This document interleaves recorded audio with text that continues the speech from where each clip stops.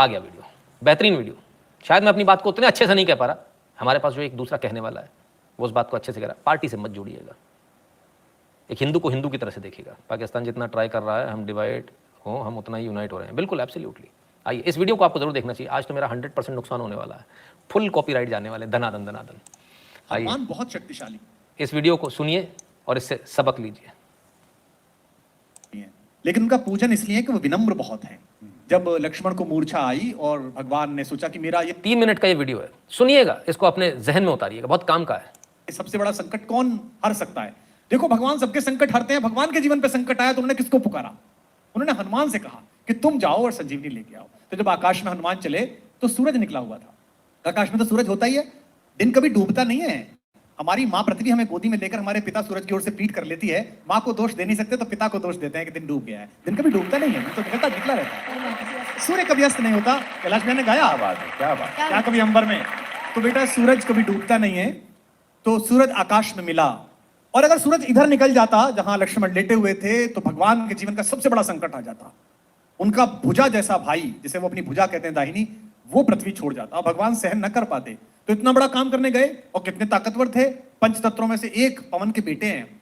सूरज से मिले तो उन्होंने कितनी विनम्रता से बात की। रवि भाई, सूरज से बोले, हे सूरज, इतना याद रहे संकट एक सूरज वंश पे है। ये नहीं कहा कि मैं तुम्हारे लिए प्रार्थना कर रहा हूं, तुम्हारा ही खानदान है ना, सूर्यवंशी राम का भाई परेशान है, तुम भी सूर्य हो, तो आप ही के खानदान का काम करने जा रहा हूं। विनम्रता देखना, आप कितने पोलाइट हैं, है ना। ये सूरज इतना याद रहे संकट एक सूरज वंश पे है। लंका के नीच राहु द्वारा आघात दिनेश अंश पर है। मेरे आने से पहले यदि किरणों का चमत्कार होगा तो सूर्यवंश में सूर्यदेव निश्चित ही अंधकार होगा। कितना प्यार से बोल रहे हैं देखो आप।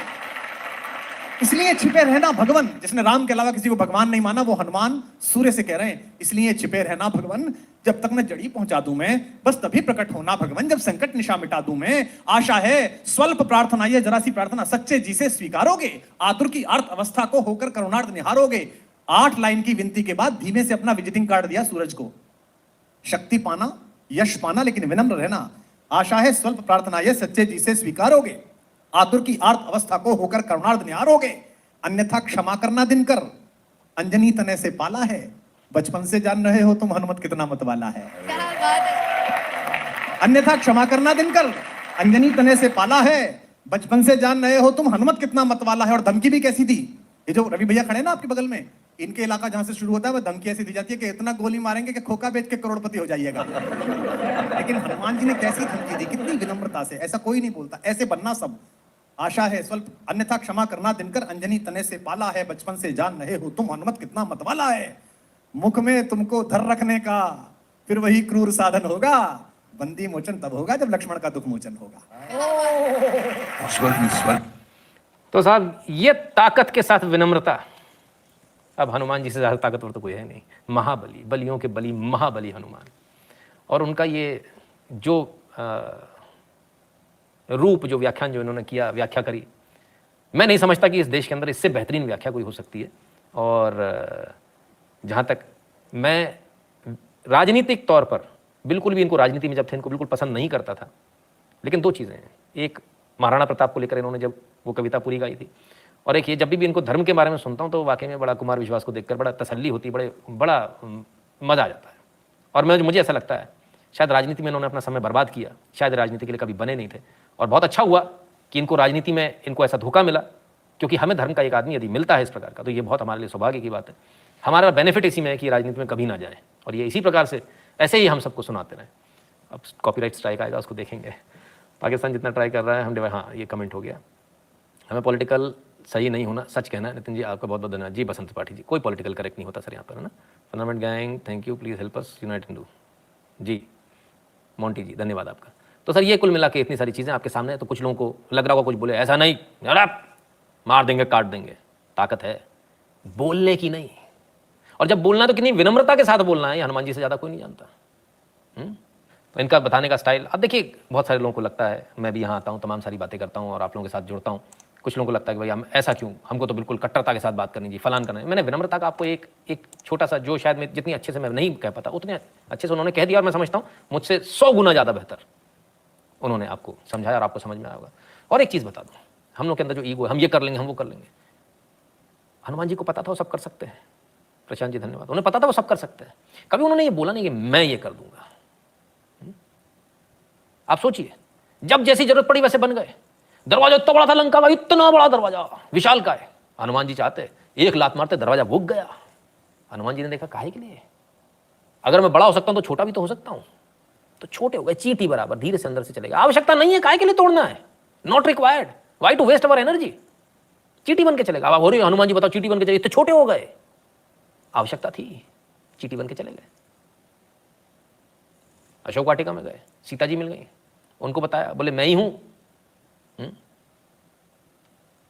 जो राम जी ने मुझे भेजा है। बोले ऐसे कैसे मान लो। अच्छा, वहां पहुंचे तो देखा सीता जी ने, बोले मैं आया हूं, मैं आपको यहां से ले जाऊंगा।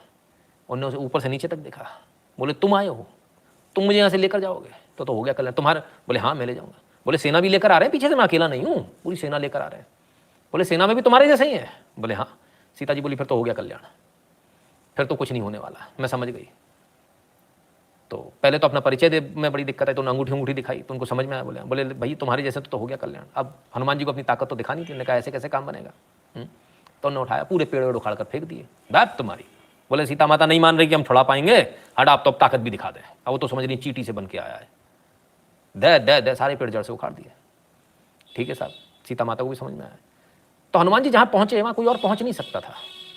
हनुमान जी ने वहां जाके ये नहीं कहा कि मैं आया हूं, मेरे अलावा कोई नहीं आ सकता, मैं ही आया हूं, सब फेल होगा इससे पहले जितने आए, ऐसा नहीं कहा। और ये नहीं कहा कि मैं ही निकाल के ले जाऊंगा, हाँ मैं तो सेवक हूं प्रभु का। विनम्रता देखिए आप। अब आगे की विनम्रता देखिए। हनुमान जी जब पहुंचे, रावण के दरबार में पेश किया गया। बोले लाओ भाई, बोले बाकी सब ठीक, भाई मुझे ये बताओ, ये इतने सारे पेड़ तोड़ने की क्या आवश्यकता थी, पेड़ क्यों तोड़ दिए तुमने। अब वहां वो बोल सकते थे कि मेरे को तो अपनी ताकत दिखानी थी, मान नहीं रही थी, इसलिए मैंने पेड़ उखाड़ दिए जड़ से। तो वहां क्या बोलते, बोले नहीं। बोले सीता माता कौन, धरती की पुत्री, और ये पेड़ कौन, जब धरती की पुत्री तो ये सारे पेड़ कौन, ये भी धरती से उगे हुए, तो ये सारे पेड़ कौन, ये इनके भाई हुए। जो भाई वहां खड़े हैं सामने देख रहे हैं, मेरी बहन को बंदी बना रखा, कुछ ना कर सकते, तो ऐसे भाइयों को तो जीने का अधिकार नहीं है, इसलिए उखाड़ के फेंक दिए। तो आप समझिए विनम्रता कितनी है। हम ये कह सकते हैं बड़े आराम से, हमारे पास बहुत ताकत है, हम ये कर लें, हम वो कर लें। हनुमान जी ने नहीं कहा। सर हम कौन होते हैं कहने वाले। इसलिए विनम्रता बहुत आवश्यक है, विनम्र जीवन में होना बहुत आवश्यक है। अन्यथा सर अड़े तो बहुत सारे लोग रहते हैं। एक पेड़ होता है, बड़ा आकड़ में रहता है, एकदम ऊपर तक जाता है, बड़ा हुआ तो क्या हुआ, जैसे पेड़ खजूर, और जब हवा जोर की आती है ना सर, तो वो झुक नहीं पाता, तो टूट जाता है। तो इसलिए हमको खजूर का पेड़ नहीं बनना है, हमको बरगद बनना है, जो कभी खत्म नहीं होता, फैलता ही चला जाता है, फैलता ही चला जाता है, फैलता ही चला जाता है। ठीक है ना। ऊपर से आए जड़ें और जुड़ गए और जुड़ गए और जुड़ गए, जो ऊपर से जटाएं आती हैं वो नीचे जाके फिर जड़ बन जाती, फिर एक तना तैयार, फिर एक तना तैयार, फिर एक तना तैयार, और पूरी विनम्रता के साथ। वो कोई ऊंचा नहीं जाता कि मैं देख कितना ऊंचा हूं, धीरे धीरे घना होता चला जाता। कितने पक्षियों को छाया देता है। बरगद के पेड़ पे देखा है कितने सारे पक्षी आते हैं शाम को, पीपल के पेड़ पे देखा कितने पक्षी आते हैं, जितने उन पेड़ों पे आते हैं उतने किसी पेड़ों पे नहीं आते। ऐसा क्या कारण है।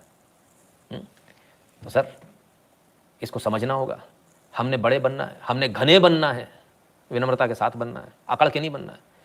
बरगद का पेड़ बड़ा इसलिए है, टूटता इसलिए नहीं है क्योंकि वो अपनी जड़ें नहीं छोड़ता, बल्कि अपनी जड़ें जमाता चला जाता है। इतना काफ़ी है समझने के लिए। एक बात में बहुत कुछ कह दिया। ठीक है ना। तो अपनी जड़ें मत छोड़िए, जड़ें जमाते चले जाइए, आगे बढ़ते चले जाइए। अगर आप जड़ें छोड़ेंगे तो कष्ट होगा। अब विनम्र रहिए। हमारा आज का वीडियो आपको कैसा लगा, हमारा आज का लाइव आपको कैसा लगा, कमेंट सेक्शन में जरूर बताइएगा। और 8770720196 पर गूगल पे, पेटीएम, फोन पे के माध्यम से सपोर्ट करना, कंट्रीब्यूट करना, अपनी फीस भरना बिल्कुल मत भूलिएगा। भीम यूपीआई एड्रेस है n.shukla@UPI। जो लोग भारत के बाहर हैं वह patreon.com/नितिन शुक्ला पर और paypal.me/नितिन शुक्ला GWL पर कंट्रीब्यूट कर दे। Like, share, subscribe and click on the bell to receive a notification every time a video is uploaded. If you'd like to contribute to the channel, you can contribute to patreon.com/Sanatani, paypal.me/Sanatani